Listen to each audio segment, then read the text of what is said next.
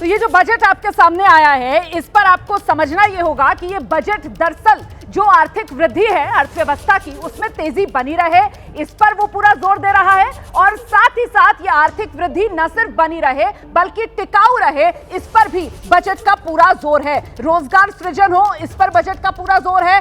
Tax को सरल बनाने पर पूरा फोकस निर्मला सीतारमण का आज के इस बजट भाषण में रहा है। कुल मिलाकर विकसित भारत का सपना कैसे साकार होगा, उसी की दिशा ये बजट दे रहा है। इनकम टैक्स स्लैब में भले ही कोई बदलाव ना किया गया हो, स्टैंडर्ड डिडक्शन जो उम्मीद की जा रही थी कि उसमें राहत मिलेगी, भले ही उसकी सीमा 75,000 ही रखी गई हो।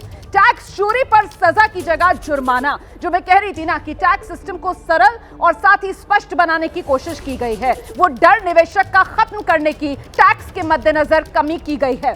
चुनावी राज्यों को लेकर कुछ छोटी घोषणाएं भी इस बजट में देखी जा रही हैं। अच्छा, कैंसर की 15 दवाएं जो सस्ती होंगी, इसके अलावा कई दुर्लभ बीमारियां, उनकी दवाएं भी सस्ती हो जाएंगी।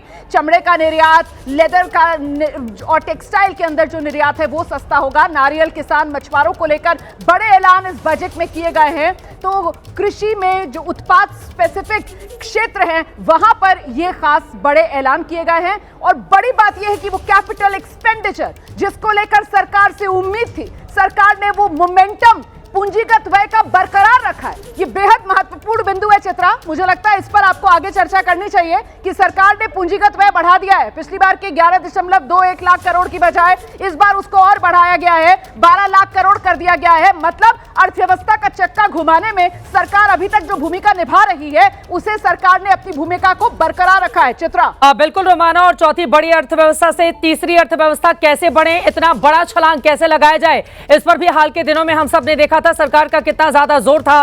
क्या वो स्थिति यहां पर देखने को मिल रही है इस बजट के जरिए? क्या हम ये बड़ी छलांग लगा पाएंगे आगे? क्योंकि जन कल्याण के मद्देनजर कम घोषणाएं हैं, लेकिन विकसित भारत के मद्देनजर बड़ी बड़ी घोषणाएं यहां पर जरूर की गई हैं। रवि आर कुमार जी, पहले तो नंबर 10 में से कितना देना चाहेंगे, और सबसे बड़ी बात आज के इस बजट की जो आपके नजरिए से देखना चाहें? देखिए, 10 में से अगर हमें इस बजट के बारे में पूछा जाए तो हम इसे 6 नंबर देना चाहेंगे। उसका सबसे बड़ा कारण है, किसी भी राष्ट्र या किसी भी स्टेट का जो डेवलपमेंट का सबसे जो अहम पिलर होता है वो होता है बिजनेस।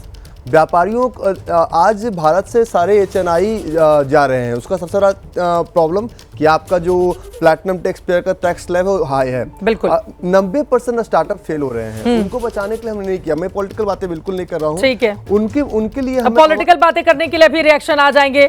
सुबह सुबह विपक्षी दलों के हमने देखे, उनको कोई उम्मीद आज के इस बजट से नहीं थी। जी, अपनी बात को आगे बढ़ाएं। तो उसके लिए एक जो उम्मीद था कि बजट अगर आए तो मतलब कुछ व्यापारी सस्टेन कर सकते हैं। यहाँ पे इंडिया में आपको ही पता, हमें पता है, ग्राउंड रिपोर्ट ये कहती है कि इंडिया में ईज ऑफ डूइंग बिजनेस नहीं है। Compliances, non compliances cost is more than compliances cost. इन्होंने कहा कि हम जी सजा का प्रावधान नहीं रखेंगे, आप दंड दे के उसे कर सकते हैं। लेकिन अभी भी टैक्सेशन सिस्टम हमारे का बहुत कॉम्प्लिकेटेड है और बिजनेस एस्टेब्लिश करना अभी भी पहला 3 साल बहुत डिफिकल्ट है। अगर नहीं है तो 90% स्टार्टअप हमारे देश में फेल हो गए। ठीक है, तो गोल का डेटा का आप इस बात से सहमत नहीं है? ठीक है, अनुज गुप्ता जी, सीधे आपके पास में आऊंगी, लेकिन उसके पहले एक एक करके बाकी लोगों की टिप्पणी ले लेती हूं। प्रणव कुमार जी, क्या स्थिति आप देख रहे हैं? और यहां पर जल्दी से बताते चले, वित्त मंत्री ने कहा है कि हमने 3 कर्तव्य किए: इकोनॉमिक ग्रोथ को बढ़ाना, जारी रखना, लोगों की उम्मीदों को पूरा करना, देश के विकास में उनकी भागीदारी बनाना, और सबका साथ सबका विकास के फॉर्मूले के साथ सभी को समान अवसर उपलब्ध कराना। आप कितने नंबर देना चाहेंगे?